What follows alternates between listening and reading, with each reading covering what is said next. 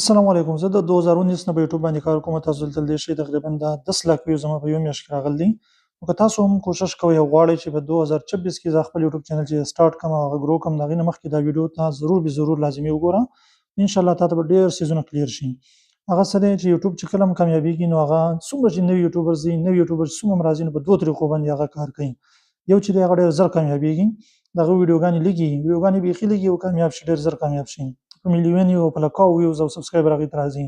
او بل چې دی په زرونو 10,000 20,000 50,000 ویډیو اپلوډ کړي خانه خو څه ورته رانه شي، هسې ځان ستړی کړي، چېرته یو نیم چانس یې ولګي نو ډېر کم دي. ته به داسې چینل چې دی په زرونو ووینې، په زرونو په لکونو به ووینې، سرچ کړه چې هغه میکس کنټینټ خېژوي، لګیا دي، نو هغې باندې څه دومره دغه نه راځي. یو نیم پکې چېرته وایرل شي نو بیا هم د هغې څه فایده نه وي.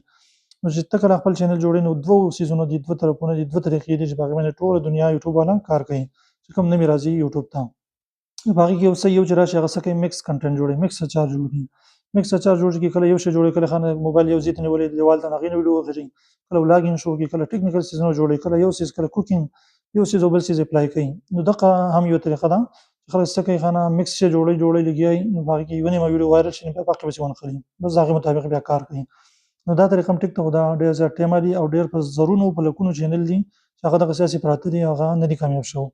بله طریقه څه ده چې یو کټګري، یو څیز منتخب کړه، یا ولاګینګ شروع کړه، یا کوکینګ شروع کړه، یا ټیکنیکل ساینس اینډ ټیکنالوژي والا چینل جوړ کړه، یا ایجوکیشنل چینل جوړ کړه. یو څیز پسې ونښله، د هغې نه خوا بیخي به پکې ویډیو نه وي، نه به پکې شارټ وي، نه به پکې لانګ وي، بس هغه یو څیز به وي، هغې ته وایي برانډ چینل. برانډ چې خلک وایي چې بس یاره دا کس نه دی، دا ویډیو جوړوي، بس دا د یوټیوب باره کې ویډیو جوړوي، بس دا سبسکرایب کړه، دا نور څه نه جوړوي، میکس کنټینټ نه جوړوي، میکس اچار نه جوړوي. نو بیا خلک څه هغه په هغې باندې اعتماد کوي چې یاره دا نور څه میکس اچار نه خېژوي، بیا هغه خلک څه کوي، سبسکرایب کوي.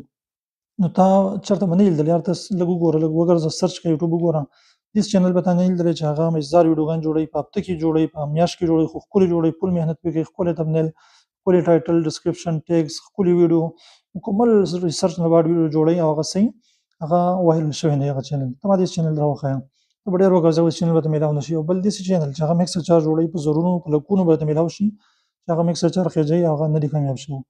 نو ته هم کوشش وکړه انشاءالله که 2026 کې یوټیوب چینل جوړوې، کوشش وکړه چې په یو کټګري باندې کار وکړه، ولاګینګ شروع کړه، کوکینګ شروع کړه، او که ټیکنیکل چینل سٹارټ کړه، یا بل ستا څه شوق دی هغه سٹارټ کړه، لیکن په یو څیز باندې کار کوه، هغې باندې هغې مطابق شارټ خېژوه. زما چې کله اکسپیرینس وشو هغه میکس اچار باندې ما ډېر کار کړی دی، نو هغه هم ټایم دغه کوي که نه، ټایم ډېر زیات ضایع کوي.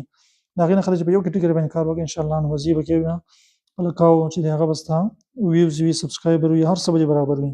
اوس دا زما میکس اچار کنټینټ و مخکې دا چینل دی، تاسو لیدلی شئ، 20,000 سبسکرایبر دی. نو دا اوس ما څه کړو، دا مکمل کلیګرافۍ ته ما واړوم، دې کې نور هېڅ هم نه دي، بس تش کلیګرافي. ماشاءالله تاسو لیدلی شئ 93,000 ویو راغلي په تېر شوي 48 ګنټو کې.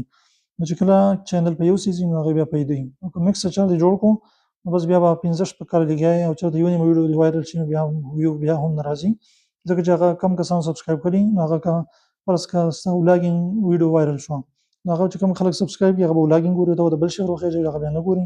نو بس دغه مسئلې پکې بیا ډېر راځي. نو کوشش وکړه انشاءالله په یو کټګري کار وکړه، ته بیا ګوره انشاءالله په کار کې دننه به ستا چینل چې دی هغه وایرل شوی، ښکلې ویډیو جوړ کړه، ښکلې کوالټۍ والا، ښکلی تمنیل چې کلیکي تمنیل چې هغه سیده خلک کلک کوي. انشاءالله په دې باندې کار وکړه، بیا به خوشحاله یې او بیا به مزې کوې انشاءالله، او ټایم به دې نه ضایع کېږي.